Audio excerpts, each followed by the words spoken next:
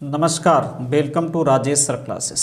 इस वीडियो में corona virus पर निबंध लिखना बताऊंगा जो आपके आगामी परीक्षाओं या कक्षा 10 की हो, कक्षा 12 की हो, अन्य परीक्षाओं हो, उसमें आ सकता है।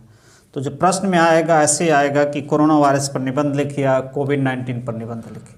दोनों प्रकार की हेडिंग हो सकती है। तो दोनों के लिए एक ही लेख आपको लिखना है। कोरोना वायरस पर निबंध लिखिए या कोविड-19 पर निबंध लिखिए, दोनों का अर्थ मतलब मीनिंग एक ही होता है। तो सर्वप्रथम आप क्या करेंगे, प्रस्तावना लिखेंगे और उसके बाद तब आप शुरू करेंगे।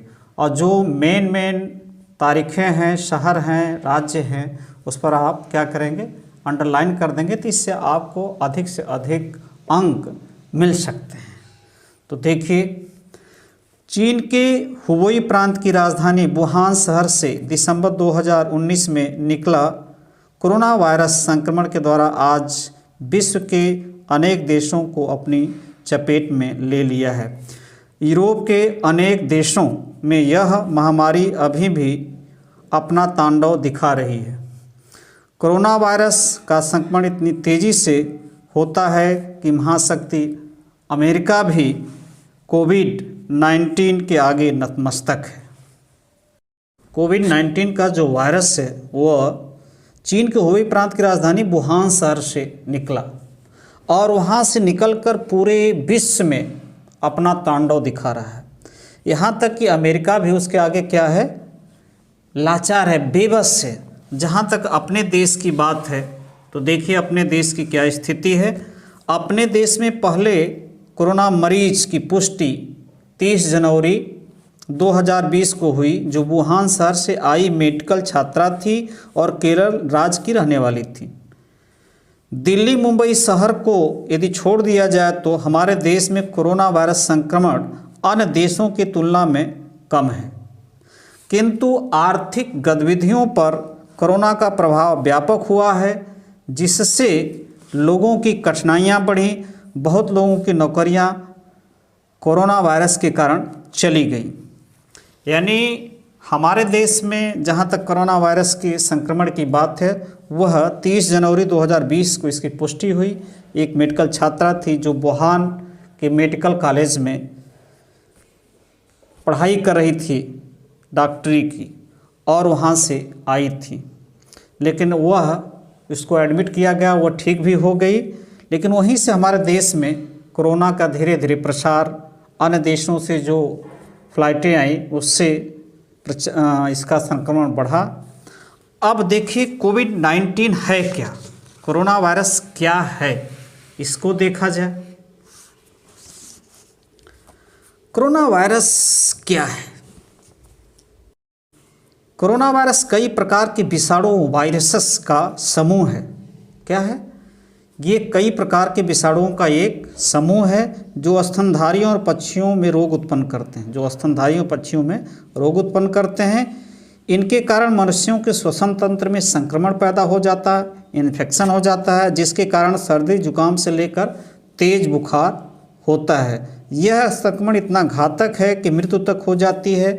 विश्व स्वास्थ्य संगठन WHO ने इस कोरोना वायरस का नामकरण कोविड-19 के रूप में किया, जिसका पूरा नाम है कोरोना वायरस डिजीज 2019।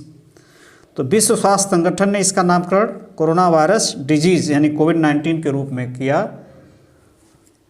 अगली हेडिंग आप डालेंगे कोरोना संक्रमण के लक्षण। कोरोना वायरस से संक्रमित होने पर व्यक्ति को तेज बुखार, नाक बहना, गले में खराश, छींक आना, सांस लेने में तकलीफ जैसी समस्याएं उत्पन्न होती हैं। इन लक्षणों का हमेशा यह मतलब नहीं होता है कि आपको कोरोना वायरस का ही संक्रमण है, किंतु कोरोना वायरस के गंभीर मामले में निमोनिया, सांस लेने में परेशानी, किडनी फेल होना और यहाँ तक कि मौत भी हो जाती है। तक कोरोना वायरस से संक्रमित होने में व्यक्ति को क्या होता है, तेज बुखार, नाक बहना, गले में खराश, छींक आना, सांस लेने में तकलीफ, ये समस्याएं उत्पन्न होती हैं। लेकिन ये समस्याएं हैं तो ये मत समझिए कि हम कोरोना संक्रमण से ग्रसित हैं, किंतु यदि यह सांस लेने में ज़्यादा तकलीफ होती, निमोनिया होता है, तो समझिए कि हमें कोरोना वायरस ही हुआ है। अब आप अगली हेडिंग डालेंगे कोरोना संक्रमण कैसे होता है? कोरोना संक्रमण कैसे होता है? तो देखिए कोरोना संक्रमण कैसे होता है। कोरोना वायरस से संक्रमित व्यक्ति के छींकने और खांसने से गिरने वाली बूंदों के जरिए यह वायरस तेजी से फैलता है। कोरोना वायरस से संक्रमित व्यक्ति के बिस्तर, तकिया, तौलियाँ आदि का प्रयोग करते हैं तो आप भी कोरोना संक्रमित हो सकते हैं। कोरोना मरीज के आसपास हवा में वायरस कुछ घंटों तक जीवित रहते हैं, अतः वहाँ से गुजरने वाले भी संक्रमण के शिकार हो सकते हैं। इस हेडिंग में आप लिखेंगे कोरोना वायरस से संक्रमित व्यक्ति के छींकने, खांसने से गिरने वाली जो बूंदें होती हैं उससे वायरस क्या होता है, तेजी से फैलता है, और यदि आप आसपास हैं तो आपके नाक, मुंह, कान में वो जा सकता है और आप संक्रमित हो सकते हैं।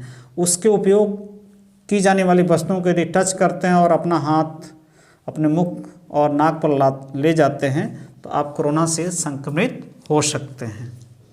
अगला हेडिंग है कोरोना संक्रमण से बचने का उपाय। तो देखिए कोरोना संक्रमण से आप बच कैसे सकते हैं। यदि आप बाहर सार्वजनिक स्थानों पर जाते हैं तो अपने मुख और नाक को अच्छी तरह से ढक कर निकले और हाथ में ग्लव्स ज़रूर पहनें। यदि आप बाहर जा रहे हैं तो अपने मुख और नाक को अच्छी तरह से ढक लें और हाथ में ग्लव्स ज़रूर पहनें। बाहर से आने पर अपने हाथों को 20 सेकंड तक अच्छी तरह धोएं। अपने हाथों से नाक और मुंह को बार बार न छुएं। बाहर की वस्तुओं को छूने से पहले और बाद में हैंड सैनिटाइज़र का प्रयोग जरूर करें। जब बहुत आवश्यक हो तभी सार्वजनिक स्थानों पर जाएं। जब बहुत आवश्यक हो तभी सार्वजनिक स्थानों पर जाएं। अपने रोग प्रतिरोधक क्षमता को बनाए रखने के लिए खान पान में सुधार अवश्य लाएं। यानी अपने शरीर की रोग प्रतिरोधक क्षमता बढ़ाने के लिए खान पान में सुधार लाना चाहिए। काढ़ा पीना चाहिए, तुलसी की पत्ती का उपयोग करना चाहिए। ये सब उपाय आपको करना चाहिए। अंत में आपको उपसंहार लिखना है। तो देखिए उपसंहार को कैसे लिखेंगे। कोरोना संक्रमण के रोकथाम के लिए हमारे देश के वैज्ञानिकों एवं डॉक्टरों के साथ साथ अनेक देशों के वैज्ञानिक एवं डॉक्टर दिन रात मेहनत कर टीका, वैक्सीन बनाने में लगे हुए हैं, जिसको आने में अभी कुछ समय और लगेगा। अतः इसके बचाव के लिए बताए गए उपायों पर अमल करना अति आवश्यक है, क्योंकि कोरोना संक्रमण किसी को कभी भी हो सकता है, जिससे व्यक्ति की मृत्यु भी हो सकती है। अतः बच्चों और बूढ़ों को इससे दूर रखने का हर संभव प्रयास करना चाहिए, जिससे कोरोना वायरस के संक्रमण को रोका जा सके। यानी उपसंहार में आप यही लिखेंगे कि कोरोना संक्रमण के रोकथाम के लिए हमारे देश के वैज्ञानिकों और डॉक्टरों के साथ साथ अनेक देशों के वैज्ञानिक और डॉक्टर दिन रात मेहनत कर रहे हैं। जब तक वैक्सीन नहीं आती है तब तक हमें इसके बचाव के जो उपाय बताए गए उस पर अमल करना अति आवश्यक है। नमस्कार।